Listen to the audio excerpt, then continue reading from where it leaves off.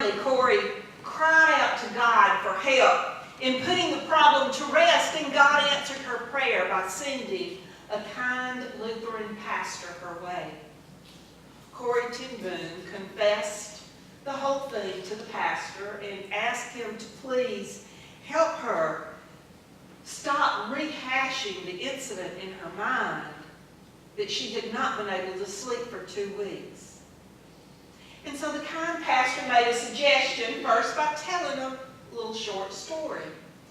He said, up in the church tower is a bell, which is rung by pulling on a rope. But after the rope is released, the bell continues to swing, and it continues to ding, dong, ding, dong, ding, until it gets slower and slower and finally stops. He said, I believe the same thing is true with forgiveness. When we forgive, we do take our hand off the rope of unforgiveness. But if we've been tugging at our grievances for a long time, just don't be surprised if the old angry thoughts do keep coming for a while. They're just the ding-dongs of the old bell slowing down.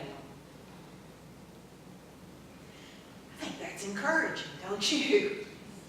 And Corey ten Boom said that that was just the advice that she needed. She wrote in her diary, she said, and so it proved to be.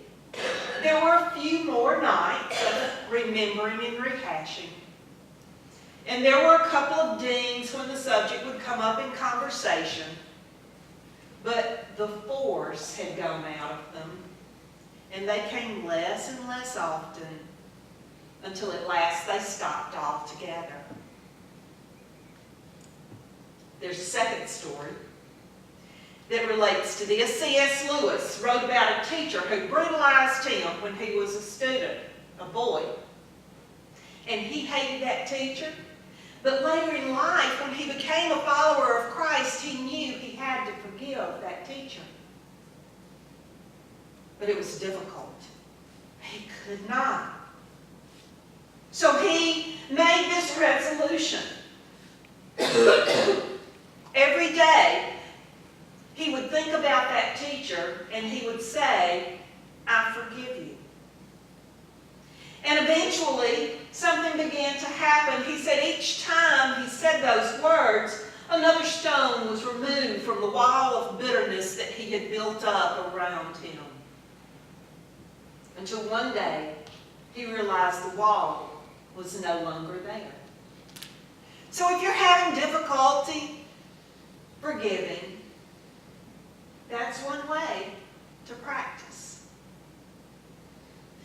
A second misconception about forgiveness is we're afraid that if we forgive, that we have to just pretend the event never occurred, or that it does not matter, that we have to pretend that it's just clean. Well, the offense is real. We really were wronged.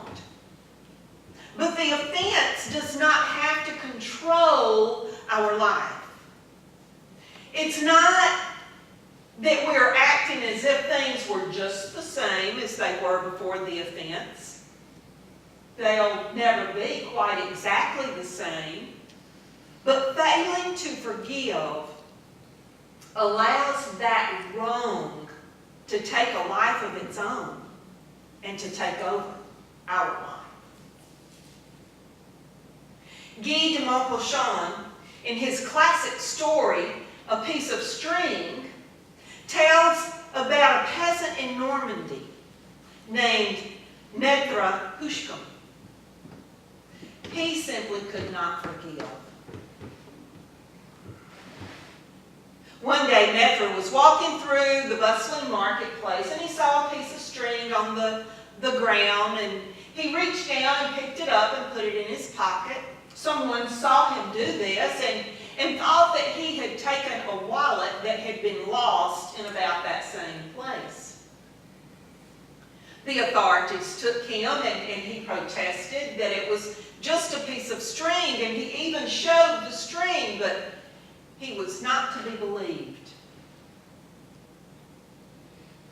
Well, the next day, the lost wallet was found, and the incident was forgotten by everyone except Metro. At the time, he was a 30-year-old man, but he kept brooding about that injustice, letting it take a life to control his life. And he would talk to whoever would listen about how he had been done so wrong, and he could not believe that he had been done so wrong. Even as an old man, he was still rehashing this event. Not letting go allowed this to be a venomous thing in his life, and the self-pity slowly destroyed him. Unable to even forgive as an old man, he died of a broken heart after complaining to everyone all the rest of his life about that piece of string.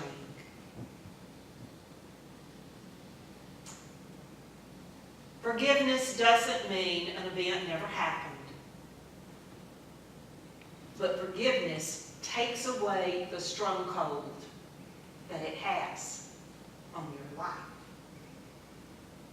And the third and final misconception I want to talk about, again, is similar to the first two. But we fear that if we forgive someone, we are accepting the behavior that they displayed against us or someone else. And that we're saying, if we forgive them, that it's okay for them to do it again. Does it mean that we allow someone to hurt us again if we forgive them? No, no, no. Not if we respect ourselves.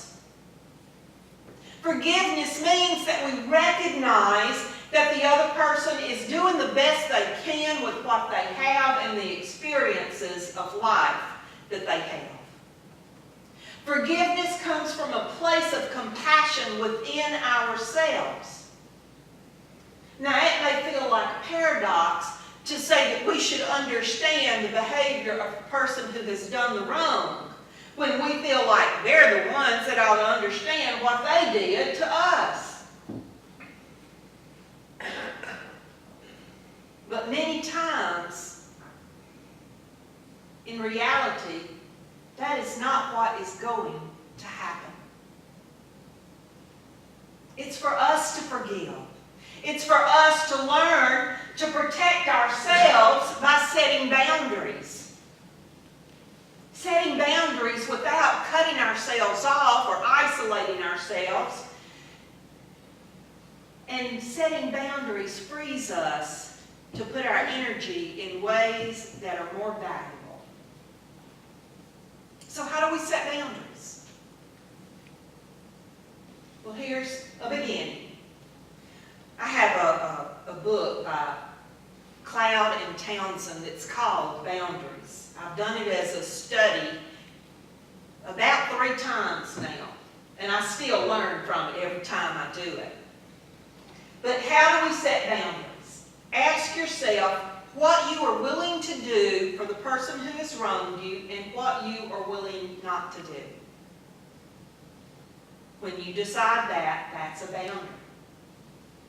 Ask what you're willing for that person to do for you or not do for you, what you will accept from that person and what you will not accept. That's another boundary. Now, your boundary is between you and God. You don't have to go telling everybody, I have set this boundary with so-and-so.